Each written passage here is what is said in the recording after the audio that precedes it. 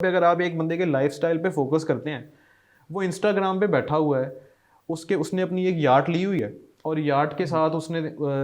10 से 12 जो है वो नीम बरहना ख़वातीन उसके साथ हैं। हाथ में उसके एक हाथ में उसके सिगार है, दूसरे हाथ में उसने जो है वो मोस्ट एक्सपेंसिव अल्कोहल का ब्रांड पकड़ा हुआ है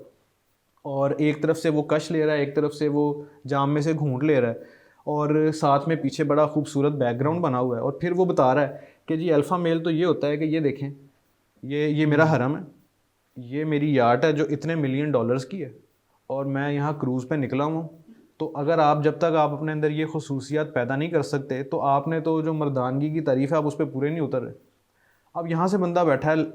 हमारा एक लौंडा बैठा है बिलफर्ज कराची में कोरंगी में बैठा है, इधर कहीं फैसलाबाद में बैठा है अपने घर में बेचारा छोटे से 5-6 मरले के घर में, और जिसको बचपन से ये सिखाया गया है कि बेटा आपने सौदा सलफ घर का लेके आना है, आपने बाजी को एकेडमी छोड़ना है, वहाँ से लेके आना है, जो आपको वालदा कहेंगी वालद कहेंगे उनकी बातें माननी है, तो फिर आप एक अच्छे आदमी हैं। वो देख रहा है यार अच्छा आदमी तो ये